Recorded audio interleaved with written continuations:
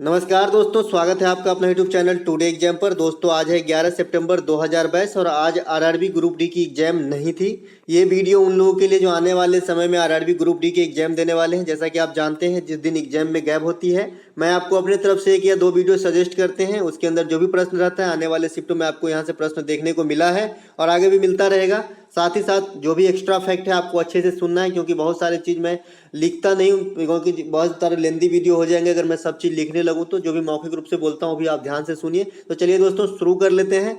आने वाले शिफ्ट में आई होप यहाँ से क्वेश्चन आपको जरूर देखने को मिलेगा। और साथ ही साथ ये पीडीएफ आप टेलीग्राम चैनल से जरूर ले लें और पहले का जितने भी पीडीएफ है उसको भी रीड आप कर लें अगर आपके पास टाइम है तो। आप बैक साइड में जाएंगे टेलीग्राम पे आपको पीडीएफ सारा मिल जाएगा। इनमें से किसका मिलान सही नहीं किया गया, इस प्रकार का प्रश्न है। यहाँ पे 4 आर्टिकल आपके कवर हो जाएंगे, 4 के यहाँ पे 10 आर्टिकल कवर हो जाएंगे। चलिए शुरू करते हैं। ग्राम पंचायत का गठन आर्टिकल 40 में है, ये बात सही है एकदम। आर्टिकल 243 ये भी ग्राम पंचायत से संबंधित है। 73वां संविधान संशोधन ये भी ग्राम पंचायत से संबंधित है। तो ये सभी ग्राम पंचायत से संबंधित बातें हैं। उसके बाद 11वीं अनुसूची ये भी और 9वीं भाग, तो ये सभी ग्राम पंचायत संबंधित है। वो पहला वाला सही है। समान नागरिक संहिता ये आर्टिकल 44 में है और ये भारतीय स्टेट गोवा में लगी रहती है, तो ये भी सही है। इसके बाद गोवा का जो अभी मुख्यमंत्री है याद रखना चाहिए आपको, क्योंकि यहाँ पे विधानसभा चुनाव हाल में हुआ है, प्रमोद सावंत है, तो ये बात याद रखना है। राज्यपाल जो है ये पिल्लई है। कौन है? पिल्लई है। तो आपको ये दोनों बात याद रखना है। गोवा जो है भारतीय राज्यों में सबसे छोटा है क्षेत्रफल के हिसाब से और जनसंख्या के हिसाब से सिक्किम है, कंफ्यूज नहीं करना। कृषि और पशुपालन यह अनुच्छेद 48 में कहा गया है और न्यायपालिका का कार्यपालिका से पृथकीकरण आर्टिकल 50 में कहा गया है। अब आर्टिकल 50 जो है ये आपका भाग 4 में होगा, क्योंकि भाग 4 जो है ये 36 से 51 तक के आर्टिकल को देखते हैं, जिसे नीति निर्देशक तत्व कहा जाता है। नीति निदेशक तत्व कहा जाता है। किस देश से संविधान से लिया गया है? आयरलैंड के संविधान से लिया गया है। ठीक है, तो इतनी सी बात आपको याद रखनी है।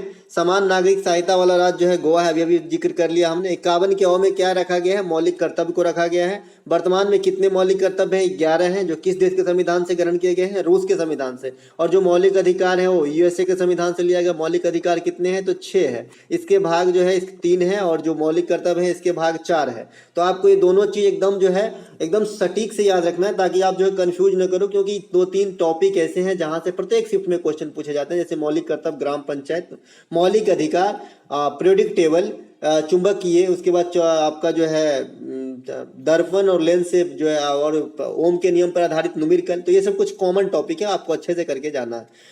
संविधान में मौलिक कर्तव्य कब जोड़ा गया था? 1976 में 42वां संविधान संशोधन। और बात करें कौन सी समिति का अनुशंसा पे, तो स्वर्ण सिंह समिति का अनुशंसा पे। तो आपको ये बात भी ध्यान रखना है। एक प्रश्न यहाँ पे है, ग्रैंड कैनियन किस नदी पर स्थित? दोस्तों ग्रैंड कैनियन जो ये कोलोरेडो नदी पर स्थित है।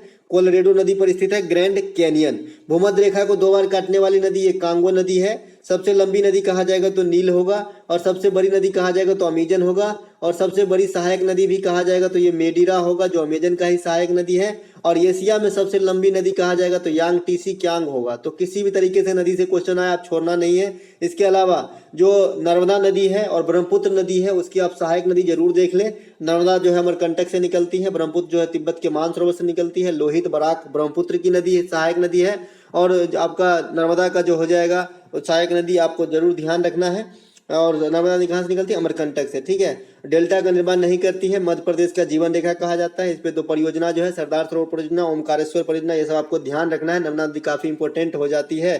ठीक है, कहाँ गिरती है? अरब सागर में, उल्टी दिशा में बहती है, बात भी ध्यान रखना। मरियाना खाई कहाँ है? तो प्रशांत महासागर में है। और ये विश्व में सबसे मतलब इस सृष्टि में सबसे अधिक गहराई वाला स्थल मतलब जगह है ये मरियाना खाई। इसकी गहराई लगभग 11,000 मीटर है और ये प्रशांत महासागर में स्थित है। प्रशांत महासागर सभी 5 महासागर में सबसे बड़ा तथा सबसे गहरा महासागर है। बरमुडा ट्रायंगल का नाम आपने सुना होगा, जहाँ जो है मतलब वहाँ पे जब उड़ता है प्लेन वगैरह तो गायब होने की आपने बात सुनी होगी डिस्कवरी चैनल पे। तो ये अटलांटिक महासागर में, और अटलांटिक महासागर को जो है अंध महासागर भी कहा जाता है। तो आपको ये बात भी ध्यान रखना है। चलते हैं आगे। अगला एक प्रश्न है कि वाहनों से निकली धुआं में कार्बन मोनोऑक्साइड CO के अलावा कौन सी गैस पाई जाती है? तो जो वाहन से जो दहन होती है पेट्रोल की, वो पूर्णतः दहन नहीं हो पाती है। ठीक है, कोई भी चीज जो है पूर्णतः दहन नहीं हो पाता, 100% कोई भी चीज नहीं जलती है, कुछ ना कुछ अवशेष बचती है, इसीलिए प्रदूषण फैलता है। अगर पूरा जल जाए तो प्रदूषण नहीं फैलेगा। तो इसमें जो है कार्बन मोनोऑक्साइड तो निकलता ही है, साथ ही साथ सल्फर निकलता है और सल्फर के साथ साथ सीसा भी पाया जाता है। ठीक है, तो सल्फर, सीसा और कार्बन मोनोऑक्साइड आपके जो है दहा हुआ पेट्रोल जो निकलता है चाहे डीजल से, वाहनों के धुआं से आपको देखने को मिलेगा। आपने पेट्रोल पंप पे जरूर लिखा देखे होंगे कि सीसा रहित पेट्रोल लिखा रहता है, ताकि जो है उसकी जांच करते हैं कोई एजेंसी तो पहले से ही बैनर लगा रखते हैं कि भाई हमने सीसा नहीं मिलाया है इस प्रकार का।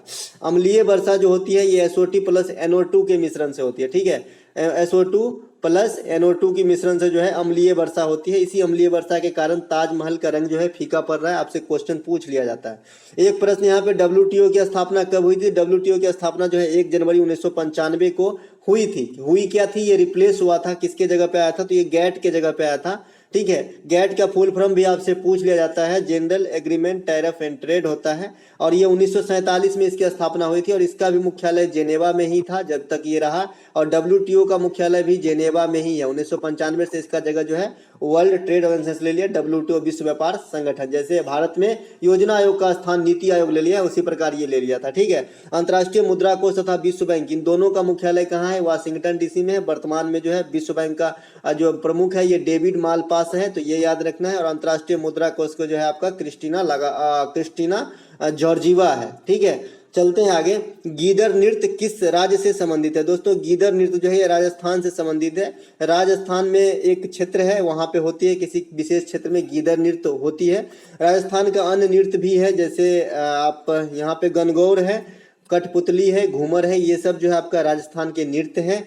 साथ ही साथ ग्रामीण ओलंपिक खेल का आयोजन राजस्थान में होता है। ये क्वेश्चन रिपीट हो सकती है क्योंकि ये पूछा गया था ग्रुप डी में, तो ध्यान रखिएगा आने वाले शिफ्ट के लिए। ठीक है, एक प्रश्न यहाँ पे पूछा गया था कि किस अक्रिय गैस का प्रयोग रेडियोथेरेपी में किया जाता है? तो रेडॉन जो अक्रिय गैस होती है ये रेडियो एक्टिव होती है, तो इसकी प्रयोग जो है रेडियोथेरेपी, जो कैंसर के इलाज की एक पद्धति है, कीमियोथेरेपी और रेडियोथेरेपी होती है।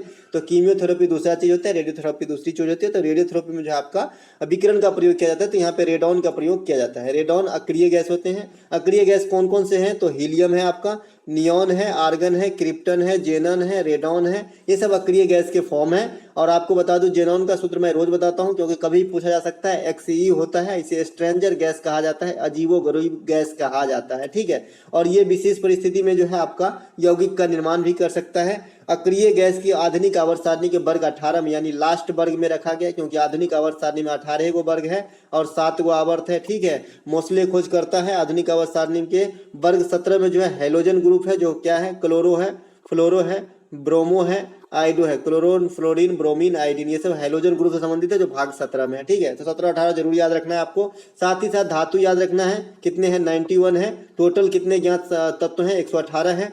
अधातु कितने हैं? 20 हैं। और उपधातु कितने हैं? 7 हैं। कृत्रिम रूप से कितना बनाया गया है? तो 24। तो इतनी सब बातें आपको जरूर याद होनी चाहिए। ठीक है, एक प्रश्न, उष्णकटिबंधीय सदाबहार वन में औसत वर्षा कितनी होती है? बार बार बता रहा हूँ, कभी भी छप जाएगा, इंपोर्टेंट करके रखें इन सब क्वेश्चनों को। तो सालाना जो है 175 से 200 सेमी या इससे अधिक वर्षा होगी तो उष्णकटिबंधीय सदाबहार वन होगी। अगर 100 से 200 सेमी वर्षा होती है तो उष्णकटिबंधीय पर्णपाती आस की मतलब क्या बोलते हैं, शुष्क और आर्द्र, कुछ भी हो सकता है दोनों में से, लेकिन पर्णपाती वन की क्या लक्षण है? 100 से 200 सेमी वर्षा होगा। और 200 सेमी से अधिक और 175 से 200 के बीच हो तो आपका जो है उष्णकटिबंधीय सदाबहार वन होते हैं। सदाबहार वन में जो प्रोडक्ट पाए जाते हैं, सिनोकोना, कुनैन है ना, महोगनी, रोजवुड, साइडर, ये सब जो है आप जानते हैं सिनोकोना का क्या इस्तेमाल है ना। सोडियम थायोसल्फेट का अन्य नाम क्या है? सोडियम थायोसल्फेट आप जरूर सुने होंगे और एग्जाम अगर इससे पहले भी दिए होंगे तो कई बार एग्जाम में आपको मिला होगा। ठीक है, तो इसे हाइपो सोल्यूशन कहते हैं और इसका उपयोग जो है फोटोग्राफी में फिक्सर के रूप में किया जाता है। ठीक है, तो फोटोग्राफी में उपयोग हो जाता है क्या? सोडियम थायोसल्फेट, जिसे हाइपो सोल्यूशन भी कहा जाता है। ठीक है, एक प्रश्न यहाँ पे है, भारत की प्रथम खिलाड़ी जिन्होंने ओलंपिक में तलवारबाजी में भाग लिया, इससे पहले किसी ने नहीं लिया ओलंपिक में तलवारबाजी में भाग, तो ये है आपका भवानी देवी। टोक्यो ओलंपिक 2020 में भारत ने 7 पदक जीते, 1 गोल्ड, 2 रजत और 4 ब्रॉन्ज जीते थे। यहाँ पे गोल्ड एकमात्र नीरज चोपड़ा के द्वारा आया था। ठीक है, मीराबाई चानू और रवि दहिया के द्वारा अलग अलग 1-1 रजत आए, तो 2 रजत हो गए।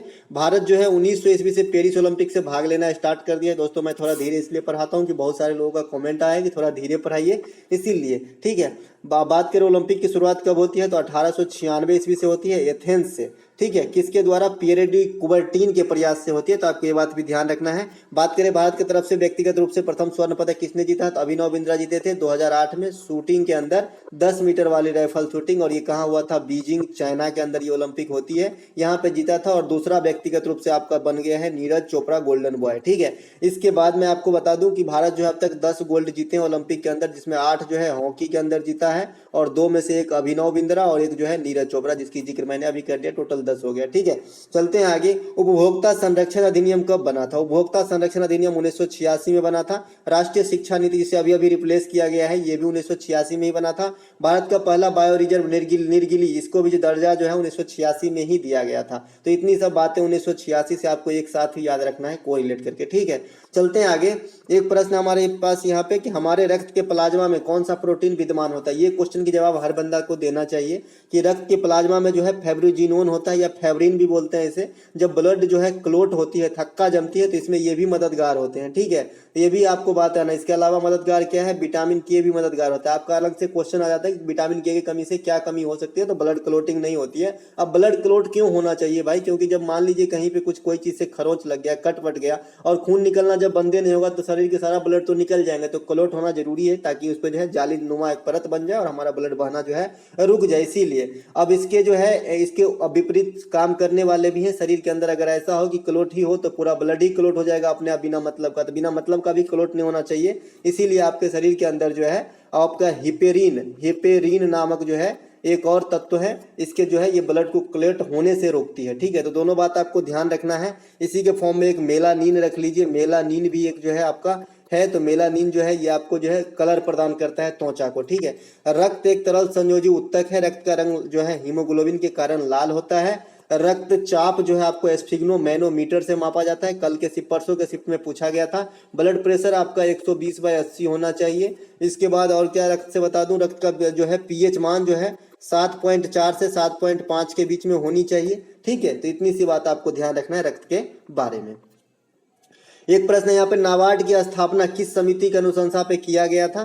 तो नाबार्ड की स्थापना जो है शिवरामन समिति की अनुशंसा पे 12 जुलाई 1982 को होती है। मुख्यालय इसका मुंबई में है, और वर्तमान में नाबार्ड के प्रमुख जो है चिंताला है, राजू चिंताला, आर चिंताला शायद इसका पूर्ण नाम है। ठीक है, और इसके बाद भारत सरकार में जो फसलों के समर्थन मूल्य जो निर्धारित होती है, जैसे इस बार धान की जो है क्या कीमत रहेगी पर कुंटल, तो ये सब जो आप देखते हैं कि गेहूं भी इतने पे रुका, खरीफ के फसल की इतने जो हो उत्पादन हुए, इतना दाम पे जो है दाम लगाया गया, तो ये कौन निर्धारित करता है? क्वेश्चन बड़ा अच्छा है, आप इसको ध्यान में रखिएगा।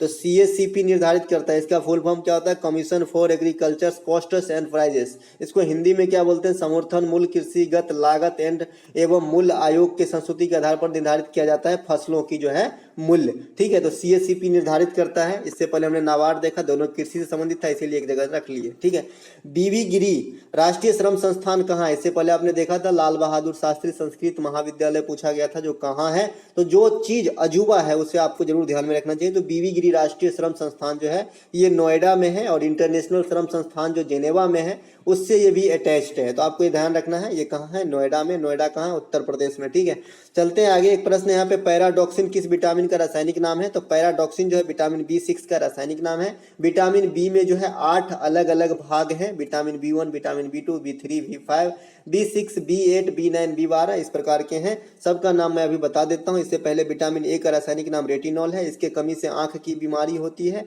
तो ये बात ध्यान रखिएगा। विटामिन C एस्कॉर्बिक एसिड है। इसके जो समृद्ध तत्व है, जितने भी सिट्रस फल है, खट्टे फल है, सभी इसके तत्व होते हैं, और इसके कमी से जो है मसूड़े की रोग हो जाती है, जिसे स्कर्वी रोग कहते हैं, दांत से खून आने लगती है। विटामिन D कैल्सीफेरॉल होता है। सूर्य का प्रकाश इसका सस्ता और उत्तम उपाय है, और इसके कमी से जो है रिकेट्स नामक बीमारी होती है, हड्डी की बीमारी, हड्डी टेढ़ी मेढ़ी हो जाती है। विटामिन E को टेकोफेरॉल कहा जाता है। इसके कमी से जनन क्षमता में कमी आती है। बात रही विटामिन B2, इसे जो है बेरी बेरी होती है इसके कमी से, और इसे जो है थायमीन कहा जाता है। इसके बाद में इंपॉर्टेंट है विटामिन B12 साइनोकोबालमिन कहा जाता है, इसमें कोबाल्ट पाया जाता है। विटामिन B9 को फॉलिक एसिड समूह कहा जाता है।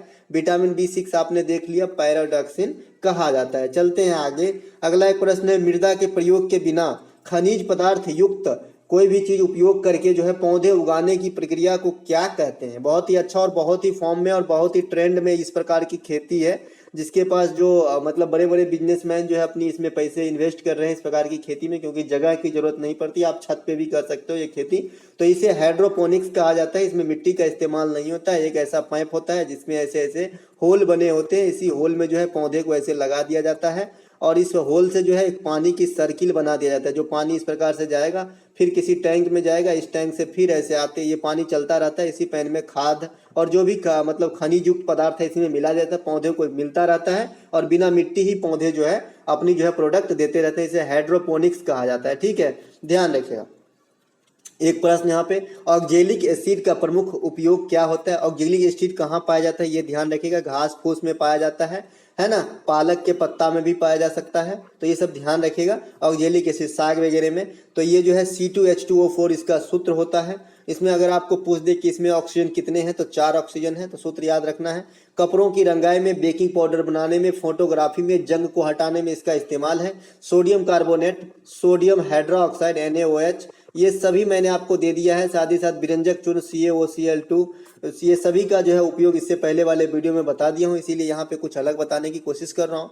दोस्तों यहाँ पे आपको मैंने रखा है ओम के नियम से संबंधित प्रश्न, लेकिन मैंने प्रश्न नहीं रखा है। याद दिलाता हूँ, V बराबर R होता है। अगर R जो है आपको समानांतर क्रम में दिया है तो 1/R निकालेंगे, टोटल R 1/R बराबर 1/R1 प्लस 1/R2 और इसमें रख देंगे V बराबर RI। अब ये नहीं कि इसे जितना 1/R का निकला वही नहीं, R का मान निकालना आपको, इधर पलटेंगे इधर भी पलटेंगे, जो मान निकलेगा वो इधर पे रखना है। अगर श्रेणी क्रम में बात करता है तो श्रेणी क्रम में टोटल जो रेसिस्टेंस होता है डायरेक्ट R1 प्लस R2 हो जाता है, टोटल RT मतलब R टोटल बराबर R1 प्लस R2। अगर 5 है तो पांचों को जोड़ देते हैं, ये हो गया आपका।